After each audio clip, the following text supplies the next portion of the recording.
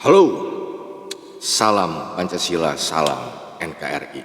Kali ini saya akan membahas tentang mengapa Ridwan Kamil sampai kalah dari pasangan Pramono Anung dengan Rano Karno. Alasannya bagi saya adalah mungkin karena didukung oleh banyaknya partai-partai besar sehingga membuat rasa percaya dirinya terlalu optimal. Sehingga dia tidak memperhatikan ada beberapa aspek terutama di media sosial apa yang sedang terjadi, dan mungkin karena kepercayaan diri yang terlalu tinggi sampai-sampai mengabaikan hal-hal yang kecil, padahal ini adalah pemilihan gubernur DKI Jakarta yang tentu saja lawannya didukung oleh PDIP yang dikenal sebagai partai nasionalis. Nah,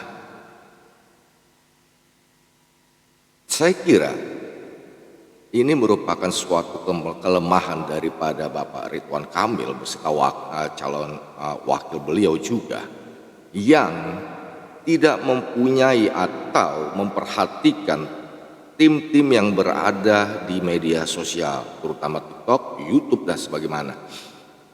Yang tentu saja media sosial ini sangat-sangat berpengaruh besar. Sebagai contoh, kemenangan Bapak Prabowo kemarin dengan Gibran pun salah satu penyebab kemenangannya selain suara dari relawannya Pak Jokowi juga bermain peran-peran di medsos, dan ada brand image yang ditanamkan yaitu goyang gemoy atau gemoy. Nah, inilah saya kira kekurangan daripada banyak hal dari timnya Bapak Ridwan Kamil. Nah, kali ini saya akan membahas salah satunya kekalahan beliau, yaitu beliau timnya tidak menyadari apa yang telah terjadi di medsos atau media sosial, terutama YouTube maupun TikTok. Lagi-lagi berkembangnya isu agama. Oh, apa buktinya berkembang isu agama? Sedangkan isu-isu tersebut sudah tidak kami memperhatikan, tidak ada lagi. Ya, isu agama tetap ada, tapi begitu sangat halus sekali. Bahkan isu ini berkembang hanya di kalangan suatu agama tertentu. Kali ini saya sebut saja isu di dalam kekristenan. Apa sih yang dimainkan isu tersebut sehingga suara Pak Ridwan Kamil sangat jauh berkurang, dan suara tersebut berhasil diambil oleh calon gubernur DKI Bapak Komjen Dharma, yang beliau adalah seorang Kristen, dan isu ini yang berhasil direbut oleh Bapak Komjen Dharma dari suara minoritas atau suara Kristen. Apa sih isu yang dimainkan? Salah satunya adalah isu bahwa Bapak Ridwan Kamil ini diisukan, dituduh telah menjarakan pendeta Yusuf Madubul. Ini saya ambil dari channelnya Tanpa Ragi.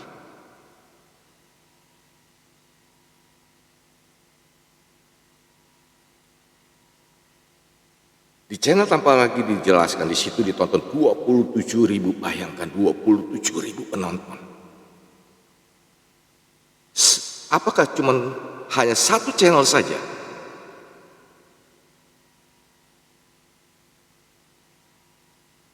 Saya juga melihat dari channelnya Pak Yusuf Manubulu sendiri, ditonton 151.000 penonton.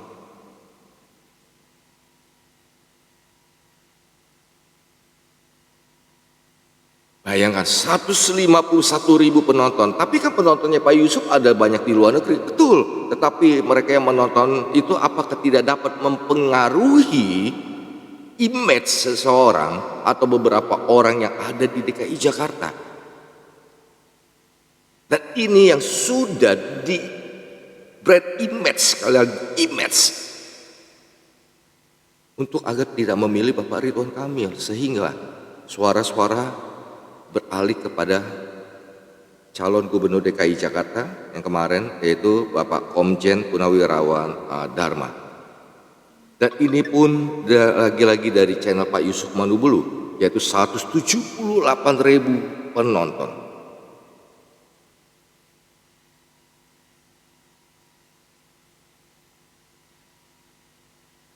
...20.000 penonton dengan judul bongkar full bukti rekam jejak digital Ridwan Kamil penjarakan Yusuf Manubulu. Lagi-lagi dari channel Pak Yusuf Manubulu, 380.000 penonton. Gubernur Jabar Ridwan Kamil memerintah untuk menangkap ya.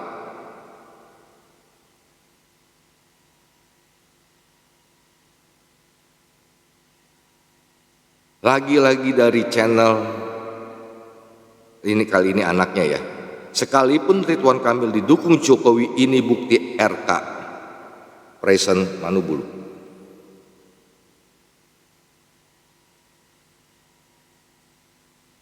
Insight kita viral, Ridwan Kamil pernah penjarakan pendeta waktu jadi gubernur. Ini ditulisnya viral.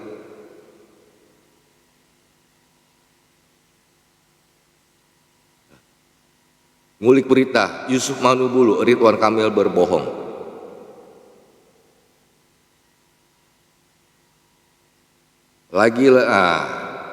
Dan isu terakhir dari channelnya Tanpa Ragi, 53.000 penonton, bocor isi kesepakatan Ridwan Kamil dengan kelompok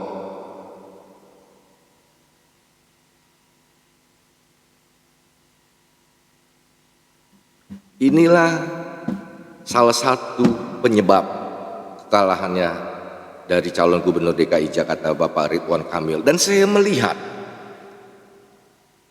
cuma hanya satu medsos, atau iya satu medsos kayaknya, Bapak Ridwan Kamil membantah semuanya ini. Dan ini merupakan suatu kekurangan atau kelemahan yang tidak disadari, karena mungkin kepercayaan diri yang terlalu berlebihan menurut saya. Suara Kristen kan kecil, suara ini kan kecil. Saya sekali lagi, di DKI ada 5, Jakarta Barat, Timur, Pusat, Utara, dan Selatan. Ini kan harus diperhatikan beberapa aspek. Misalnya, kalau timnya betul-betul sangat memperhatikan tentang apa yang berkembang di medsos yang terjadi di dalam kekristenan tentang hal ini, diperhatikan apakah Jakarta Selatan itu berapa persen yang beragama Kristen, berapa banyak gereja, Timur, Utara, Pusat, dan Barat. Nah, yang paling terbanyak adalah Barat, Utara, dan Pusat. Ini sebenarnya harus betul-betul diperhatikan oleh timnya Bapak Ridwan Kamil.